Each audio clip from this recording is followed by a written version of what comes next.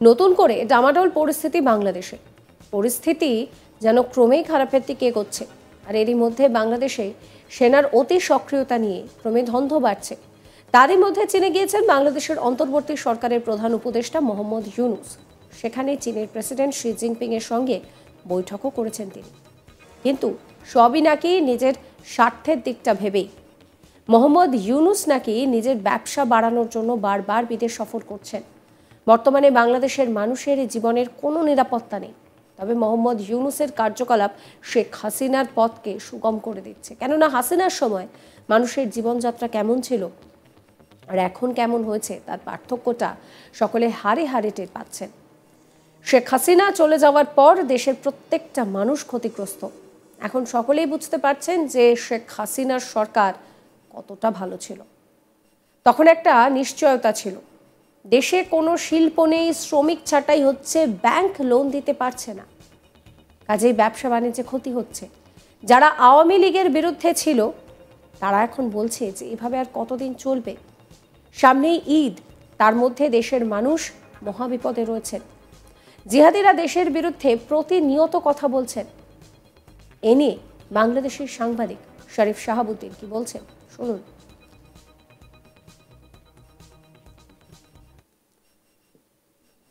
হাসিনার ইউনূসের অ্যাক্টিভিটিস তো হাসিনার পথ সুগম করে দিচ্ছে। কেন? যে হাসিনার সময় মানুষের স্ট্যান্ডার্ড অফ লিভিং, তাদের জীবনযাত্রা কেমন ছিল আর এখন কেমন, এইটা কম্পেয়ার একেবারে রিক্সাওয়ালা করে, একেবারে রাস্তার লোকে করে। তারা এফেক্টেড, সবাই এফেক্টেড, একেবারে আপনার সুপার স্ট্রাকচার থেকে একেবারে গ্রাউন্ড পর্যন্ত, গ্রাউন্ড লেভেল পর্যন্ত, মানে গ্রাউন্ড টু দি আর্থ। সবাই বুঝতে পারছে যে শেখ হাসিনার সরকারই ভালো ছিল। সে তখন একটা নিশ্চয়তা ছিল। শিল্পপতি সে দেখে দেশে একেবারে বন্ধ, তার শিল্প পড়াই দিয়েছে। তারপরে কোনো এই এক্সপোর্ট ইম্পোর্ট নাই, নাই, কিচ্ছু নাই, কোনো হেল্প করতে পারছে না, উৎপাদন নাই, শ্রমিক ছাঁটাই দিতে হচ্ছে। দিছে অলরেডি, বন্ধ হয়ে গেছে, কয়েকশো শিল্প বন্ধ হয়ে গেছে, কারখানা। তারপরে ব্যবসা বাণিজ্য তো একেবারে স্টল। ব্যাংক কি করতেছে? ব্যাংক আপনার বেতনের টাকাই দিতে পারে না। 1 লাখ টাকা যে আর কর্মচারীর বেতন, তারে বলে 10,000 টাকা নিবা। এই হচ্ছে ব্যাংকের অবস্থা। ব্যাংক কোনো লোন দেয়, কোনো লোন দেয় তো লোন না দিলে ব্যবসা হবে কেমন? ব্যাংক, ব্যবসাটা তো ব্যাংকই করে। ব্যাংকের সাহায্য ছাড়া তো এক্সপোর্ট ইম্পোর্ট, তারপরে ইনভেস্টমেন্ট, এগুলো কিচ্ছু হবে না। তো ব্যাংক তো স্ট্যাক হয়ে আছে। তো সব দিক দিয়ে বাংলাদেশের যে এখন অবস্থা, একেবারে যারা আওয়ামী লীগের বিরুদ্ধে ছিল তারাও বলতেছে যে ভাই আর কতদিন যে সাস্টেইন করবো, এটা বোঝা মুশকিল, খুব বিপদে আছে। এই ঈদের সামনে ঈদ, তারপরে রমজানের ভিতরে তো অনেক সমস্যার ভিতরে ছিল। তো সব মিলিয়ে বাংলাদেশের মানুষ দেখছে যে শেখ হাসিনার সময়, যেমন কোভিড কোভিডের সময় শেখ হাসিনা যেভাবে বিভিন্ন ভারত, আমেরিকা, চায়না, বিভিন্ন জায়গা থেকে সে এই মেডিসিন এনে মানুষকে ফ্রি মেডিসিন প্রোভাইড করছে। এবং এখানে কত আমাদের দেশে, ভারতে তো কত প্রায় কয়েক লক্ষ লোক মারা গেছে, চাই আমেরিকাতে তো ভয়াবহ অবস্থা। তো ওই রকম হ্যাবক তো বাংলাদেশে ক্রিয়েট হয়নি, এটা মানুষ রেকর্ড করছে। তো এরকম আরো অনেক কিছু আছে যে শেখ হাসিনা যে ওয়েলফেয়ার স্টেটের মতো সাধারণ গরিব নিরীহ মানুষের জন্য তার যে হাত, সহযোগিতার হাত, এটা তো এখন নেই। মুক্তিযোদ্ধারা এখন নিজেরা লুকাই থাকতে হয়, বলাই যায় না যে ও মুক্তিযোদ্ধা। তারপরে দেশের উপরে আঘাত আসছে, একটা সবগুলো অবৈধ রাষ্ট্রদ্রোহ কাজ করতেছে তার পাশে বসে, এবং সে সেটাই সমর্থন করে যাচ্ছে। আপনার জাতীয় পতাকা পরিবর্তন করা, সংবিধান ছুঁড়ে ফেলাই দাও, তোমাদেরকে বসানো হয়েছে শুধু প্রেসিডেন্টের হেল্প করার জন্য। যা বলে প্রেসিডেন্ট তাই শুধু করবা তোমরা, এবং কয়েকদিনের ভিতরে নির্বাচন দিয়ে তুমি গো ব্যাক।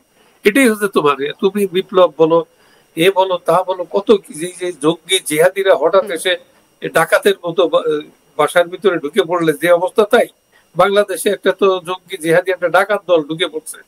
যারা গোটা বাংলাদেশটাকেই তছনছ করে আর সাধারণ মানুষের কোনো নিরাপত্তা নেই, প্রায় দিনই আমরা দেখছি রাস্তায় আগুন জ্বলছে, একটার পর একটা ঘটনা ঘটছে। একদম। তো এরা তো প্রতিনিয়ত রাষ্ট্রদ্রোহ করে চলছে। ইভেন সেনাবাহিনীও ওদের টার্গেটে পড়ে গেছে, সেনাবাহিনীর বিরুদ্ধে যাচ্ছে তাই বলছে, দেশের বিরুদ্ধে কথা বলছে। এটা একটা কিসের রাজ্য? এটা একটা জঙ্গলি। এটা সেনাবাহিনীর প্রধান তো চাইলে পরেও যে রাশ টেনে ধরা, সেখানেও তো তিনি ব্যর্থ হচ্ছেন। না, সে তো আসলে তার, আমার মনে হয় তার সমস্যা আছে। সে যদি পারতো তাহলে নিশ্চয়ই করতো। তার ভিতরে, সেনাবাহিনীর ভিতরে জঙ্গি জিহাদিরা ঢুকে পড়ছে, সেখানে একটা ব্যালেন্স আনা, ফিরে আনা, সেটা আমার মনে হয় কষ্ট হচ্ছে। তো যাই হোক, যে অবস্থা হচ্ছে সেখানে শেখ হাসিনার জন্য অনেক ভালো, আওয়ামী লীগের জন্য অনেক। মানুষ তো সেন্সেবল মানুষ, তারা তো বোঝে, তারা তো প্রত্যেক দিন তারা সমস্যা। তো সেখানে তারা দেখছে যে এ ভয়াবহ জিনিস, মানে খাওয়া নাই, মার্কেটে টাকা নাই, জীবন ধারণ করতে পারছে না, ওদিকে বাচ্চা মেয়ে এসে বাংলাদেশের অবস্থা কি ধীরে ধীরে শ্রীলঙ্কা পাকিস্তানের মতো হয়ে যেতে চলেছে? শ্রীলঙ্কা তো মোটামুটি ইয়া করছে, আমার মনে হয় তার চাইতেও খারাপ, ওয়াস্ট। এখন শ্রীলঙ্কার চাইতেও ওয়াস্ট। শ্রীলঙ্কায় এই ইয়া ছিল না তো, জঙ্গি জিহাদি ছিল না, ওখানে একটা ডেমোক্রেসি মুভমেন্ট ছিল। তো ওটা ওরা ভাগ্যবান যে ওদেরকে ওখানে জঙ্গি জিহাদি নাই। তো এখানে আছে সমস্যা হচ্ছে, যেমন ইরাকে ছিল সমস্যা, আফগানিস্তানে ছিল সমস্যা, যেমন এরকম সমস্যা সিরিয়ায়, সেই ওইগুলোই ওরা ওখান থেকে তাড়া খেয়ে, ইসরায়েলের তাড়া খেয়ে সব এদিকে চলে আসতেছে, বাংলাদেশের দিকে কনসেন্ট্রেট করতেছে ওরা। শরীফ ভাই, হাসিনার সময়টা যদি আমরা দেখি, হাসিনার ভারতের সঙ্গে যেমন একটা সম্প্রীতি ছিল, অন্যদিকে চীন হোক, পাকিস্তান হোক, এদের সঙ্গে খারাপ সম্পর্কও ছিল না, আবার যে একেবারে গলায় গলায় সম্পর্ক যেটা এখন ইউনুস করছে, এতটাও কিন্তু সুবিধা পাওয়া বা এই সম্পর্কটাও কিন্তু হাসিনা বজায় রাখেন। একটা সুন্দর কথা বলছেন আপনি, এইটা একটা ক্লিয়ার করা দরকার। আপনি এটা যদি ইউনুসে যদি আতু আতু করে ডাক দিত, সেও জাম্প করতো, মোদিজির পায়ে গিয়ে পড়তো, দেখতে কি করে আর সব কথা বলে, প্রশংসার ঝুড়ি ওপেন করে দিত। শেখ হাসিনা কিন্তু তা করেনি। শেখ হাসিনা তার বাংলাদেশের ইজ্জত বজায় রেখে সে ইভেন কথাও বলছে যে ভারতকে যতটা সহযোগিতা করছি সারা জীবন মনে রাখতে হবে, এই কথাটা সে বলছে।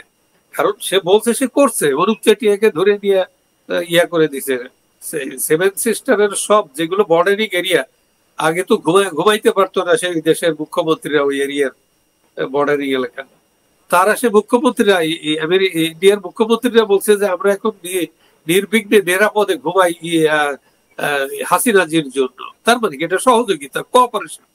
এই কোঅপারেশন থাকলে শেখ হাসিনাকে তখন অটোমেটিক্যালি, স্পন্টেনিয়াসলি ইন্ডিয়া তাকে ফেভার করবে, তাই না? ভিডিও সম্পর্কে আপনাদের মতামত জানাবেন। সমস্ত খবরের আপডেটের জন্য চ্যানেলটিকে সাবস্ক্রাইব করবেন, নোটিফিকেশন পেতে বেল আইকনে ক্লিক করবেন, ফলো করবেন আজ তাক বাংলার হোয়াটসঅ্যাপ চ্যানেল।